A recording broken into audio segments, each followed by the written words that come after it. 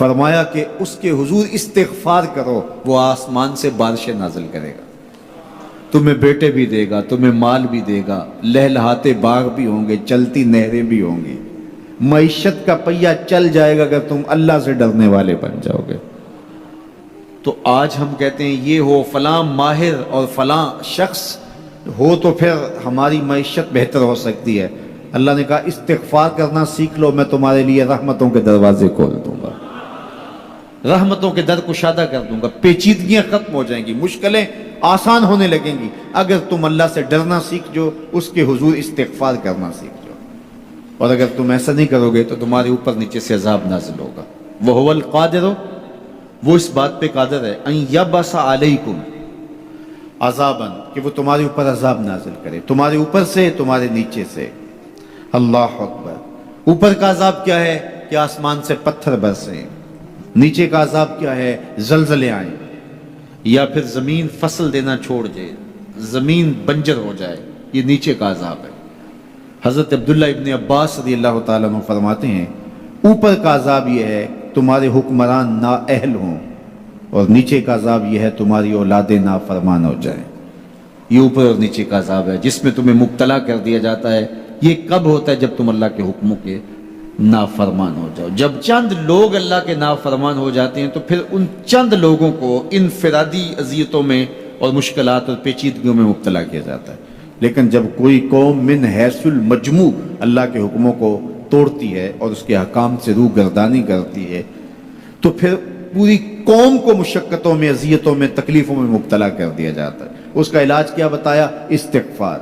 حضرت نوح علیہ السلام نے جو اپنی قوم سے کہا تمہیں مال بھی ملے گا، تمہیں دولت بھی ملے گی، تمہیں بیٹے بھی ملیں گے، سرسبز جو ہے وہ باغات بھی نصیب ہوں گے، ان کی شاخیں پھلوں سے لدی ہوئی ہوں گی، چلتی ہوئی نہریں اور برستی ہوئی بارش، ساون کے نچڑتے ہوئے بادل، اور ماحول کی خنکیاں اور خوبصورتیاں اور جمال اور لہلہاتے ہوئے سبزے، اور تمہارے اوپر ہر طرح کی عنایات برسیں گی اگر تم اللہ سے ڈرنا سیکھ جاؤ گے اور اللہ کے حضور استغفار کرنا سیکھ جاؤ گے، تمہیں خوشحال اور خوبصورت زندگی عطا کر دی جائے گی۔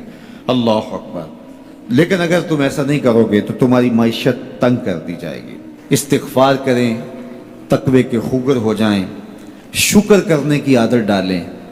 جو شکر کرتے ہیں اللہ تعالیٰ ان کو اور زیادہ عطا فرماتا ہے، دنیا میں بھی اور آخرت میں بھی۔ اس طرح دوسروں کی پریشانیاں دور کریں، اللہ آپ کی پریشانیاں دور کرے گا۔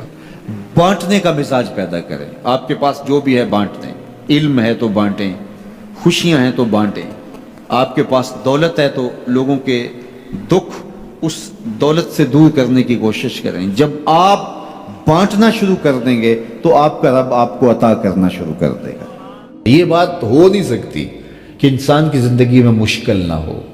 جب انسان کو پیدا کیا گیا تھا، اس کا خمیر گویا گیا تھا، تو 39 دن تک اس کے خمیر پر مٹی جو گوندی گئی تھی انسان بنانے کے لیے، اس پر 39 دن دکھوں کی بارش ہوئی تھی اور ایک دن خوشیوں کا می برسا تھا۔ تو انسان کی زندگی میں خوشیاں اور غم اس تناسب سے ہیں۔ لَقَدْ خَلَقْنَا الْإِنسَانَ فِي قَبْضٍ، انسان کی زندگی مشقتوں کا مجموعہ ہے، حالات کی تلخیوں کے سے مقابلہ کرنا پڑتا ہے۔ لیکن حالات مشکل ہو جائیں تو ان سے نکلنے کا راستہ کیا ہے؟ تو سنیے قرآن کیا کہتا ہے، وَمَن يَتَّقِ اللَّهَ يَجْعَلْ لَهُ مَخْرَجًا وَيَرْزُقْهُ مِنْ حَيْثُ لَا يَحْتَسِبُ، جو اللہ سے ڈرنے لگ جاتا ہے، تقوی اختیار کر لیتا ہے، تو پھر اللہ تعالیٰ جل شانہ اس کے لیے مخرج پیدا کر دیتا ہے، یعنی اس مصیبت سے نکلنے کے اللہ راستے دیتا ہے۔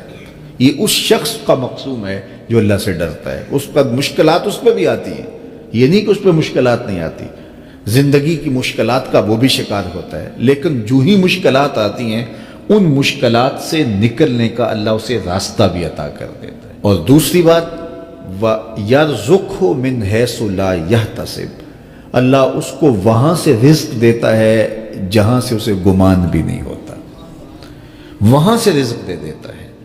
بندہ تو یہ کہتا نا کہ مجھے یہاں سے ملے گا، یہاں سے، ایک بندے کی منصوبہ بندی ہے، لیکن جو اللہ سے ڈرنے والا ہوگا اللہ اس کو وہاں سے رزق دے گا جہاں اسے گمان بھی نہیں ہوگا، خیال بھی نہیں ہوگا کہ یہ راستہ بھی حصول رزق کا ہو سکتا ہے۔ تو یہ میرے رب کا وعدہ ہے اور میرے رب کے وعدے سچے ہیں۔ تو جب تم اللہ سے ڈرنے لگو گے تو یہ تخت و تاج، یہ دنیا کی عزتیں، یہ تمہارے قدموں میں ہوں گی۔ اس سے ڈرنے کا نتیجہ ہے جو تمہارا رب تمہیں عطا فرمائے گا۔ حضرت عمر رضی اللہ تعالیٰ عنہ کی خدمت میں ایک شخص آیا، اس نے کہا میرے ہاں اولاد نہیں ہے، تو آپ نے کہا استغفار پڑھا کرو۔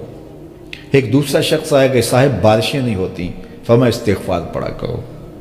تیسرا شخص حاضر خدمت ہوا اور کہا کہ ہمارے ہاں قحط کا عالم ہے، فرمایا کہ استغفار پڑھا کرو۔ تو کوئی پاس بیٹھا تھا، اس کے اٹھ کے جانے کے بعد کہا کہ مختلف لوگ مختلف سوال لے کر آئے اور آپ نے ایک ہی جواب دیا کہ استغفار پڑھا کرو۔ تو کہا میں نے اپنے طرف سے تھوڑا دیا، یہ تو میرے رب کا فرمان ہے۔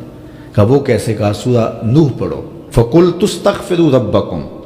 حضرت نوح علیہ السلام نے اپنی قوم سے کہا کہ اپنے رب کے حضور استغفار کیا کرو، اِنَّهُ كَانَ غَفَّارًا۔ اس کا نتیجہ کیا ہے؟ جب تم استغفار کرو گے تو وہ تمہارے گناہ بخش دے گا۔ ایک تو فائدہ اس کا یہ ہوگا، وَيُرْسِلِ السَّمَاءَ عَلَيْكُمْ مِدْرَارًا، آسمان سے موسلادھار بارشیں بھی برسیں گی، وَيُمْدِدْكُمْ بِأَمْوَالٍ وَبَنِينَ، اور اللہ تمہیں استغفار کی برکت سے مالا مال بھی کر دے گا، وَبَنِينَ، اور تمہیں بیٹے بھی عطا کرے گا، وَيَجْعَلْ لَكُمْ جَنَّاتٍ وَيَجْعَلْ لَكُمْ أَنْهَارًا، تمہیں باغ بھی عطا کرے گا اور تمہیں چلتی ہوئی نہریں بھی عطا فرمائے گا۔